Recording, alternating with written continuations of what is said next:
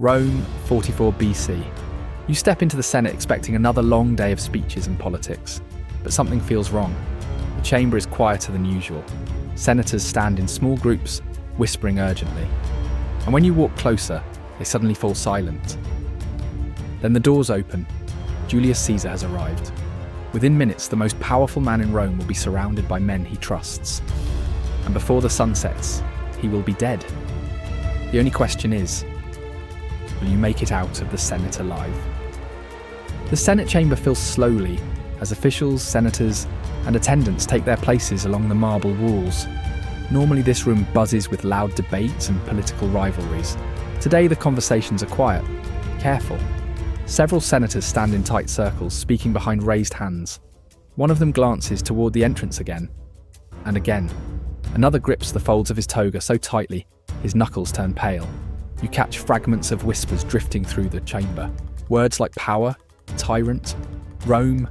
Something is about to happen here, but no one is saying it out loud. Suddenly the massive wooden doors swing open. Conversations stop instantly. Julius Caesar enters the chamber surrounded by a few loyal supporters. He moves confidently through the Senate, acknowledging the room with a calm nod.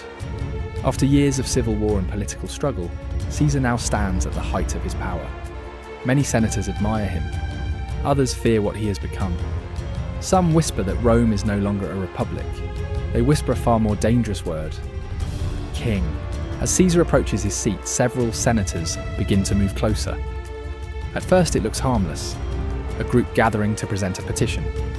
But the circle tightens. One senator steps forward and grabs Caesar's toga, pleading for a request to be heard. Caesar turns, clearly irritated, and for a brief moment, the entire chamber goes still. Suddenly a blade flashes in the light. One of the senators lunges forward. Caesar recoils in shock. Another dagger strikes, then another. The chamber erupts into chaos. Benches crash to the floor as senators scramble away from the violence. Some scream in horror. Others watch in stunned silence.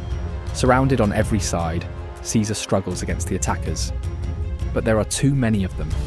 Within moments, the most powerful man in Rome collapses onto the cold marble floor. Julius Caesar is dead. For a moment, the chamber falls into an eerie silence. The assassins stand over Caesar's body, their daggers dripping with blood. Then one of them turns toward the rest of the Senate.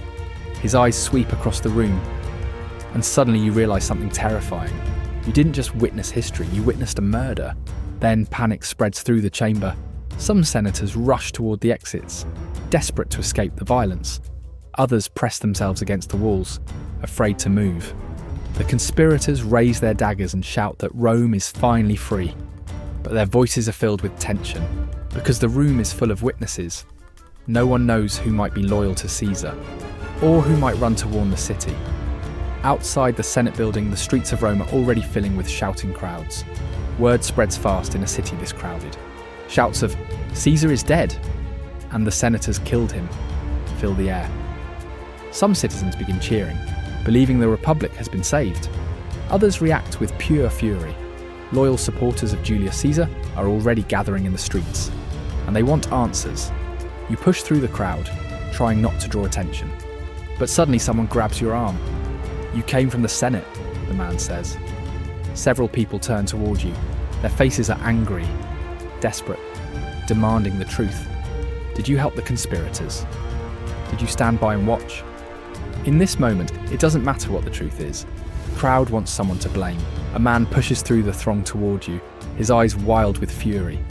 Before you can step aside, he shoves you hard. You stumble forward, falling onto the cobblestones. People shout over one another, pointing fingers. You scramble to your feet, heart pounding, realizing that escaping the Senate was only the beginning. Now in the streets of Rome, every step could put you in harm's way. As the sun begins to set over Rome, one thing becomes clear. Killing Julius Caesar did not restore peace to the Republic. Instead, it unleashed something far more dangerous. The conspirators believe they saved Rome from a tyrant. But the people of the city are angry, confused, and looking for someone to blame. In the days ahead, Rome will descend into chaos, and the death of one man will ignite a war that will change the Roman world forever. Now the question turns to you, dear viewer. If you had been standing in the Senate that day, Would you have tried to escape immediately, or stayed and watched history unfold? Let us know in the comments, and don't forget to hit subscribe if you made it out the Senate building in one piece.